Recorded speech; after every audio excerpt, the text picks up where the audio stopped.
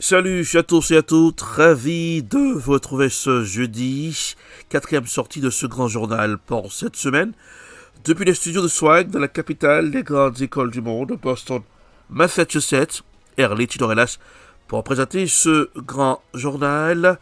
Bienvenue à tous et à toutes, Swag Radio, l'énergie, le flow et l'attitude.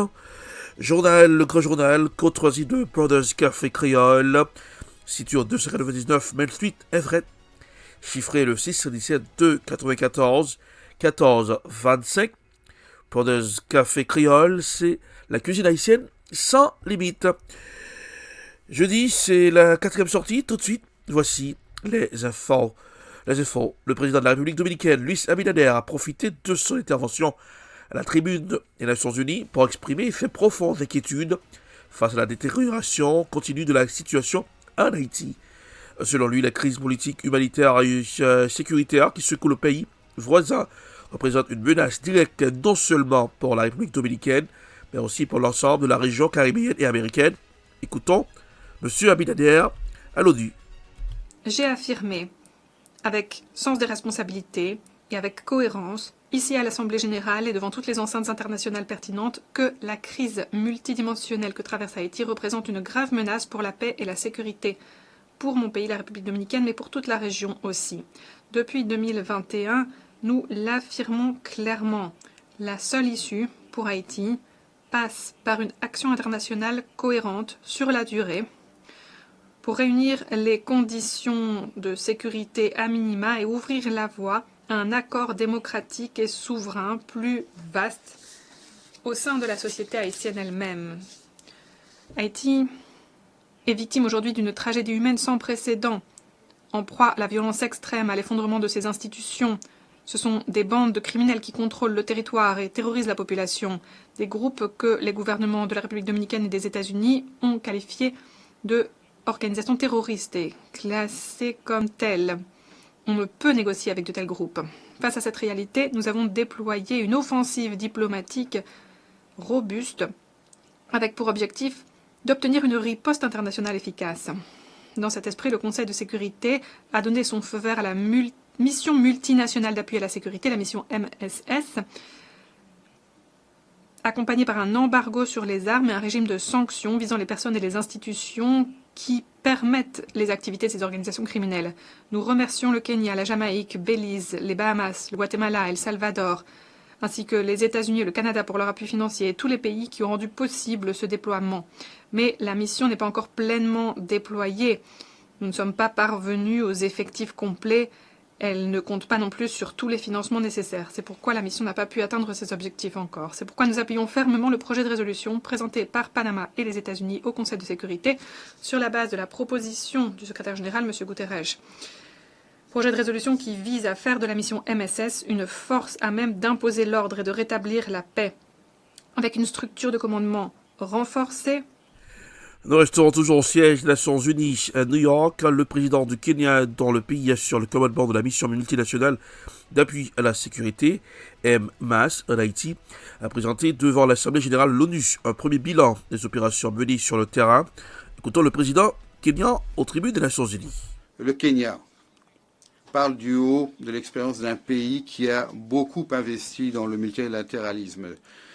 Pendant des décennies, nous avons mis en danger nos soldats et nos policiers pour des missions de maintien de la paix en Afrique et au-delà, de la Somalie à la République démocratique du Congo, du Soudan du Sud, à, exemple le plus récent, Haïti. Ces 15 derniers mois, nous sommes fiers d'avoir dirigé la mission multinationale d'appui à la sécurité, MMAS, en Haïti. Pas parce que c'était facile, mais parce que la solidarité, c'est l'essence même de l'ONU. Madame la Présidente, le mandat de la MMAS expire dans quelques jours. En tant que pays chef de file, permettez-moi de brièvement vous faire part de nos expériences, les succès comme les difficultés. Il s'agit là d'un avertissement, mais également d'une leçon concernant les forces et les faiblesses du dispositif mondial de gouvernance actuel. Bien trop longtemps, le peuple d'Haïti a lancé des appels au monde. Et trop souvent, Leurs appels se sont heurtés au silence, à l'hésitation ou à des demi-mesures. Haïti nous a tragiquement rappelé ce qui arrive lorsque la communauté internationale détourne le regard, lorsqu'elle traîne les pieds ou lorsqu'elle n'offre un soutien que à contre-cœur. Lorsque le Kenya a répondu à la demande des autorités haïtiennes, c'est parce que nous pensions que nous joignions à un effort véritablement multinational. Nous sommes félicités, nous avons pleinement adhéré à la résolution 2699 par laquelle le Conseil de sécurité avait autorisé la MMAS, le Kenya étant pays chef de file. Nous inspirons de nos décennies d'expérience d'opérations de maintien et de consolidation de la paix, nous sommes portés volontaires. Rentrons en Haïti dans ce grand journal. Le ministère de l'économie et des finances, MEF, et le ministère de la Santé publique et de la population, MSPP, ont procédé cette semaine à la signature officielle d'un protocole d'accord visant la relocalisation de l'hôpital de l'Université d'État d'Haïti, UEH, communément appelé l'hôpital général. Écoutons un extrait signé Télé Guinéen dans ce grand journal.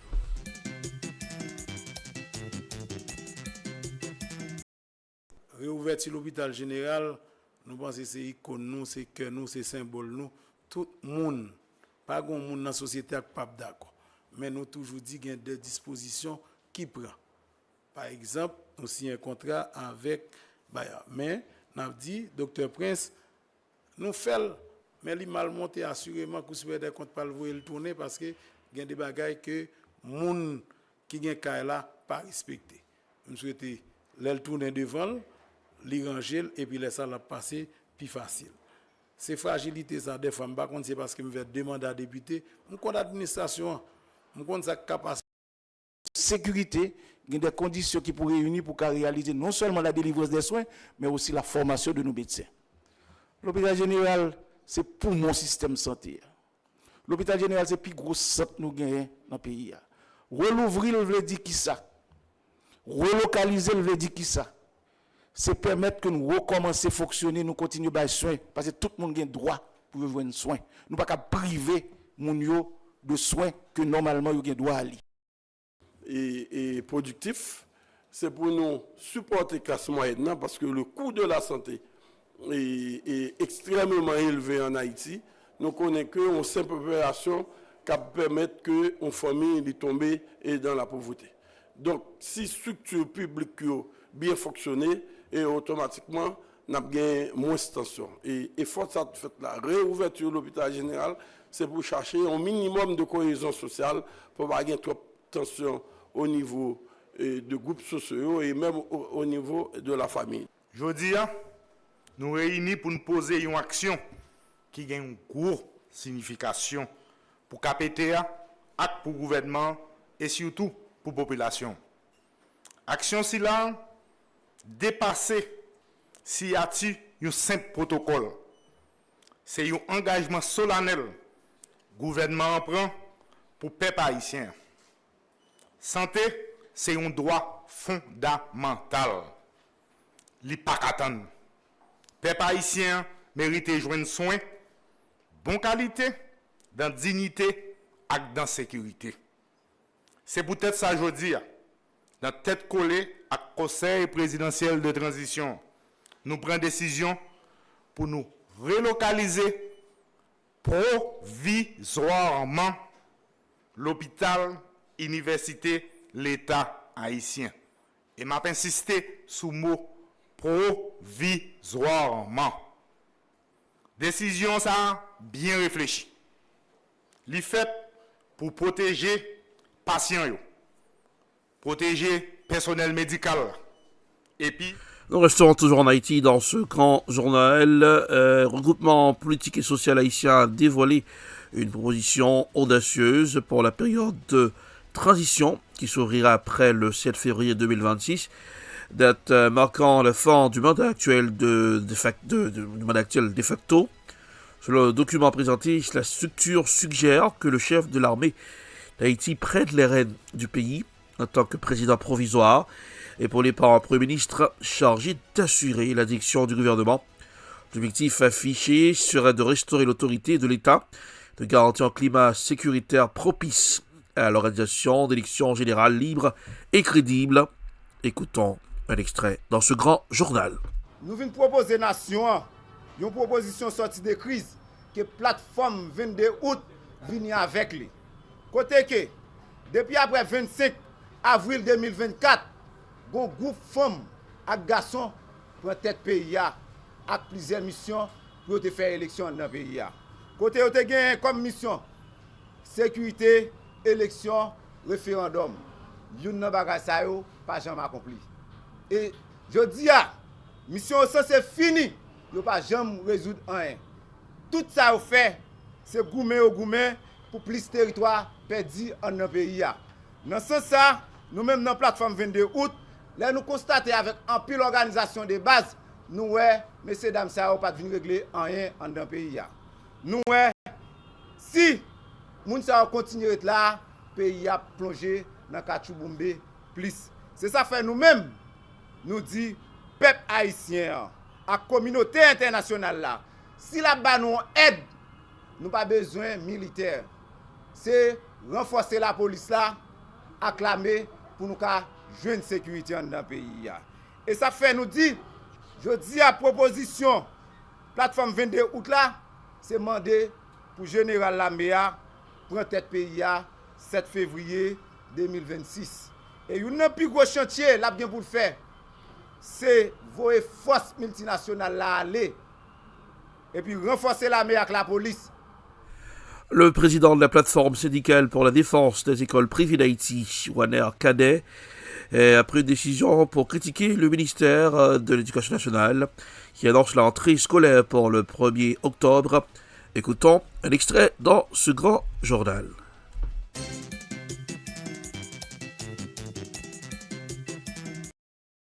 Responsable, ils prennent toutes mesures que de droit pour que l'école restaure, pour que parents avec directeur de l'école joignent moyen pour renouveler l'école. Majorité de l'école, qui c'est l'école malheureuse, que le ministre n'a pas fait cas de et bien l'école ça gain local pas capable même réparer pour l'instant. Donc il faut qu'il y ait pile mesure qui prend pour que nous accompagnions un pile directeur d'école dans l'école en bas. Fonds FNE c'est pour l'école que nous espérons que nous allons dépenser à bon escient. PNCS, c'est le programme national cantine scolaire. Soit by cantine. Son mauvaise appellation, nous tout le temps débat ça dit, il y a by cantine pour l'école nationale, presbytérale, communale. Mais et l'ensemble, est-ce que le pays a l'État occupé 80% de l'école? Nous-mêmes dans PCDF, plateforme syndicale, enseignants et directeurs d'école privée d'Haïti, nous demandons PNCS, le produit programme, il faut que les tenir compte de tout.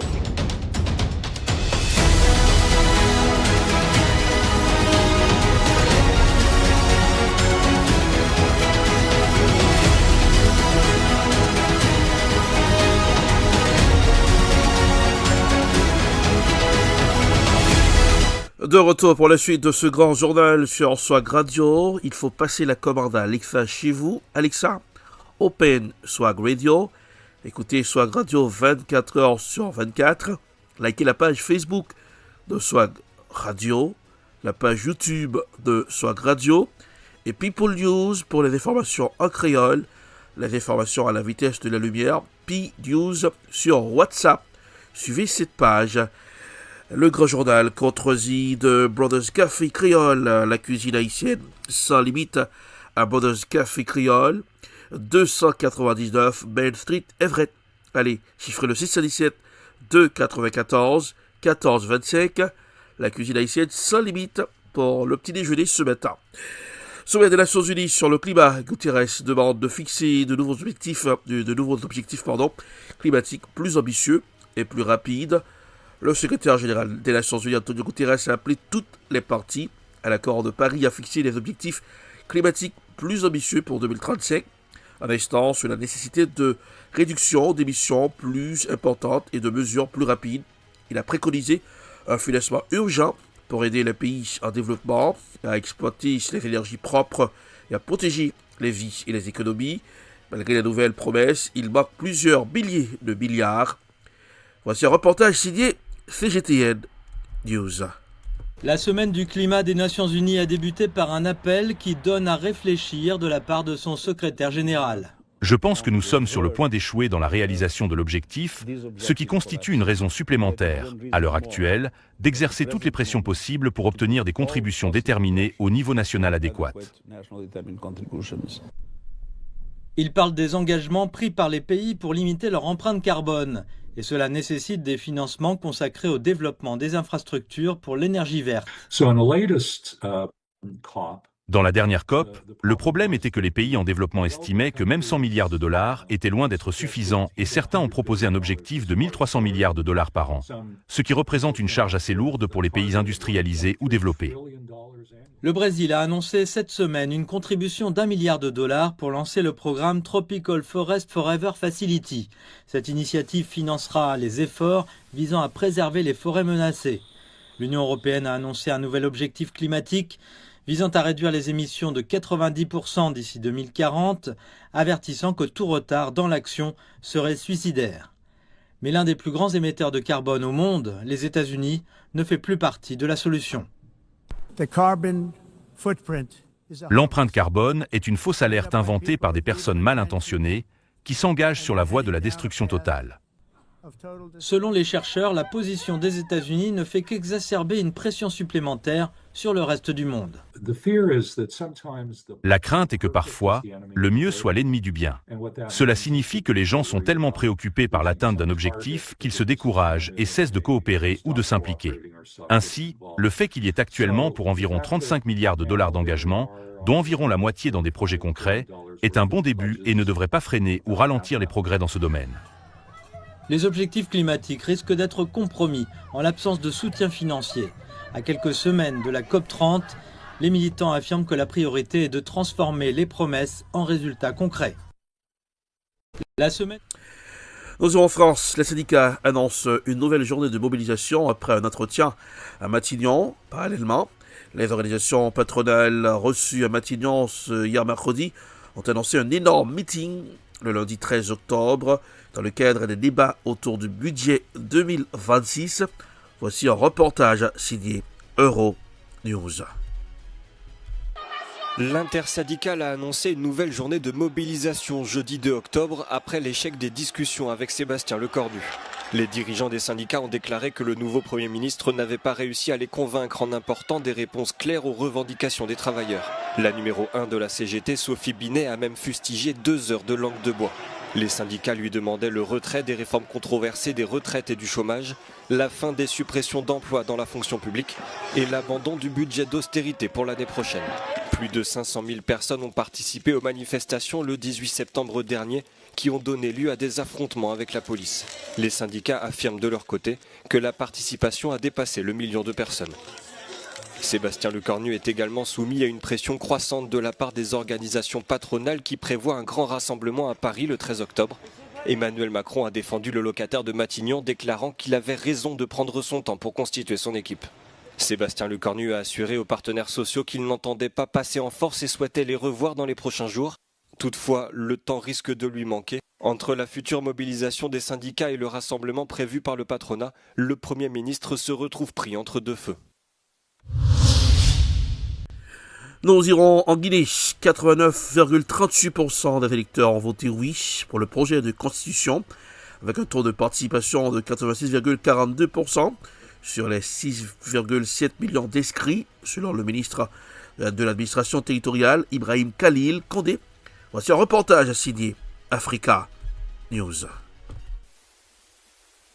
La Guinée a adopté une nouvelle constitution au soir du scrutin référendaire qui s'est tenu dimanche.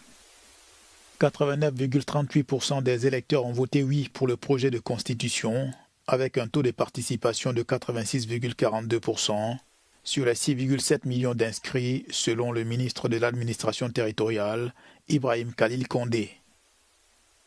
Le nouveau texte devrait ouvrir la voie au chef de la junte Mamadi Doumbouya de se présenter aux prochaines élections prévues en décembre 2025, même si le chef de la junte n'a toujours pas encore annoncé officiellement sa volonté de briguer un mandat présidentiel. Les résultats publiés mardi en fin de journée restent encore à confirmer par la Cour constitutionnelle. Mamadi Doumbouya a pris le pouvoir le 5 septembre 2021 après le coup d'État qui a renversé le président Alpha Condé. Le Premier ministre guinéen Amadou Ouriba a déclaré aux journalistes mercredi que les résultats en faveur de la nouvelle constitution représentaient un mandat de confiance et ouvriraient la voie à un retour à un régime civil. Par ailleurs, Faya Milimono, chef du parti d'opposition Bloc libéral, a affirmé que des bulletins de vote avaient été prémarqués tandis que des milliers d'autres avaient été annulés et que des chefs locaux avaient voté à la place des citoyens sous la pression pour supprimer les votes contre la nouvelle constitution.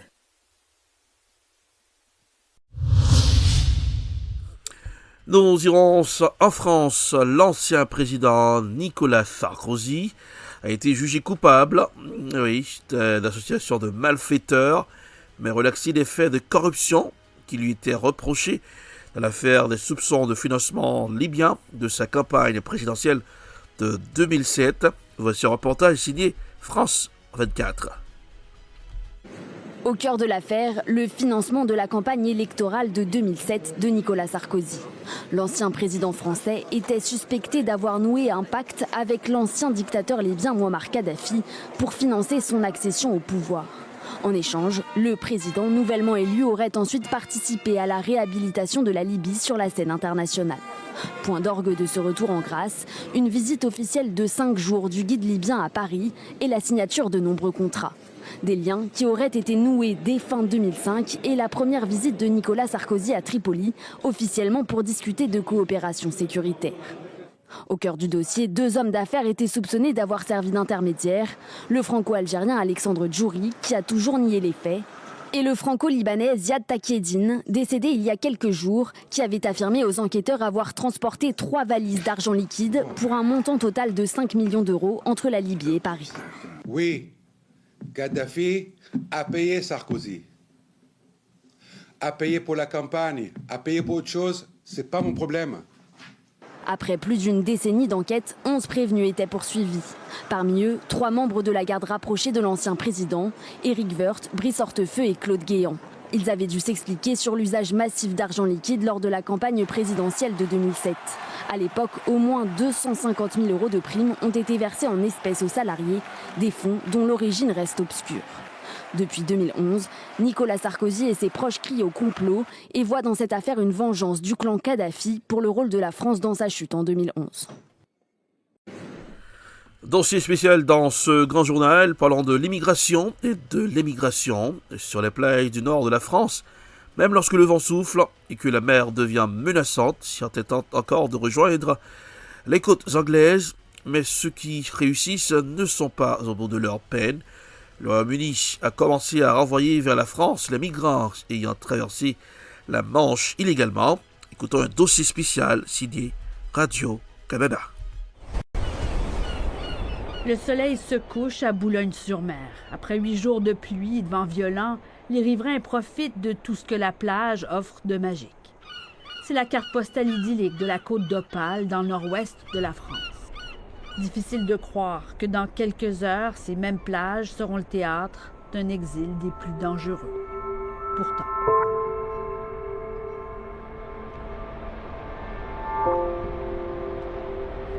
Au lever du jour, alors que tout le monde dort, des hommes, des femmes et des enfants sortent des dunes pour se lancer à la mer. Ces water taxis, comme les appellent les passeurs, les attendent dans l'eau.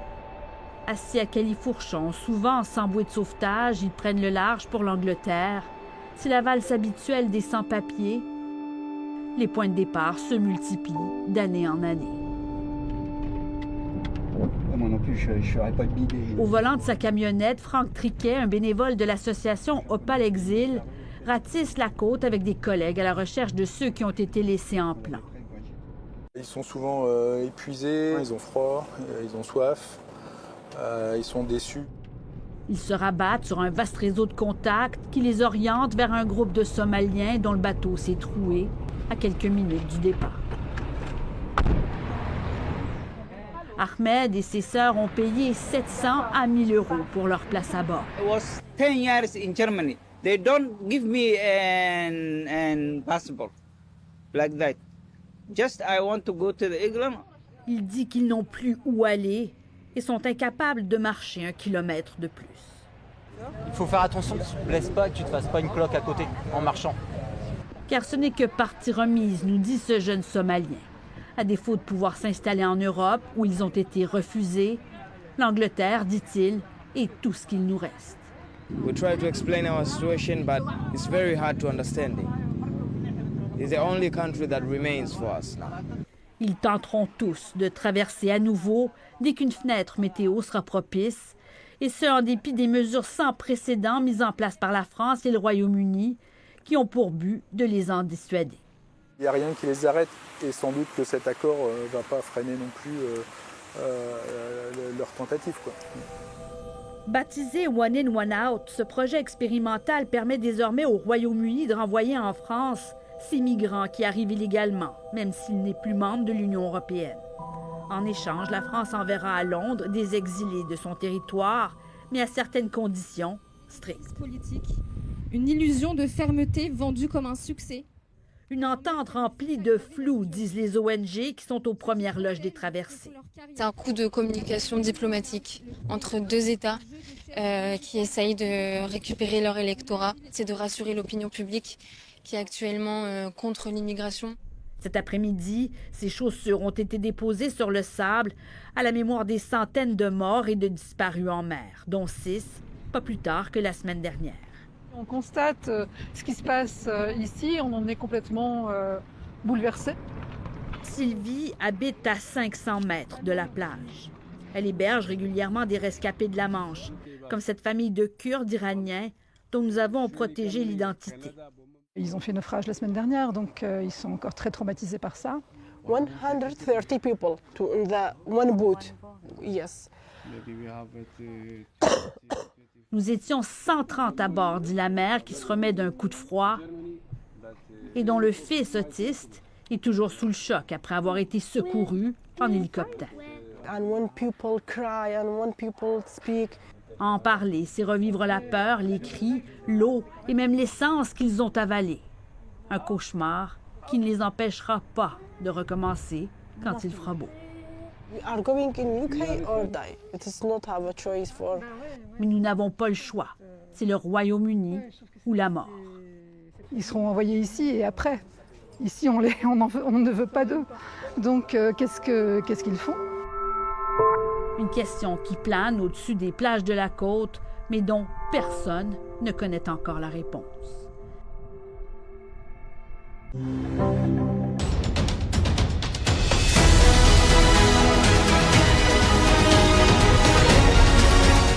Et voilà, c'est ainsi que prend fin le grand journal pour ce jeudi 25 septembre 2025.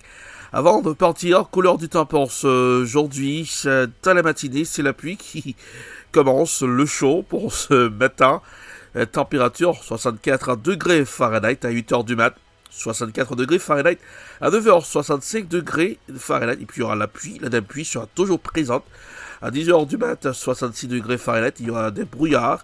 À 11h, 68 degrés Fahrenheit, la pluie sera encore là. À midi, 69 degrés Fahrenheit, la pluie est là pour vous ce aujourd'hui. À 1h, 69 degrés Fahrenheit, encore la pluie sera présente. 2h, 71 degrés Fahrenheit. 3h, 70 degrés Fahrenheit, et puis la pluie. 4h, 70 degrés Fahrenheit. 5h, 70 degrés, la pluie. 6h, 69 degrés et la pluie. 7h, la pluie sera là. 8h, 69 degrés Fahrenheit. Et puis à 9h, 69 degrés. À 10h, 69 degrés. Vous avez besoin d'un parapluie pour sortir aujourd'hui. Eh bien, la pluie est là pour la pluie qui clapote sur les toits des maisons. Profitez-en. Et oui, la pluie pour arroser les arbres. Et comme ça, les arbres vont grandir. Voilà, c'est l'automne. C'est la fin. Mais avant de partir, n'oublie pas, pour un plat chaud, pour cette pluie, il faut aller à Brothers Café Créole. Eh bien, c'est à Everett, c'est 299 Main Street, Everett. Ah oui, il a été chiffré le 617 294 14 25 pour des mets succulents. Brothers Café Créole, c'est la cuisine haïtienne sans limite. Ernie Tidorelas pour présenter ce grand journal depuis les studios de Swag Radio de la capitale les grandes écoles du monde Boston, Massachusetts. Passez un excellent jeudi. N'oubliez pas de garder le sourire, car le sourire, ça rajeunit le visage. Salut, à demain.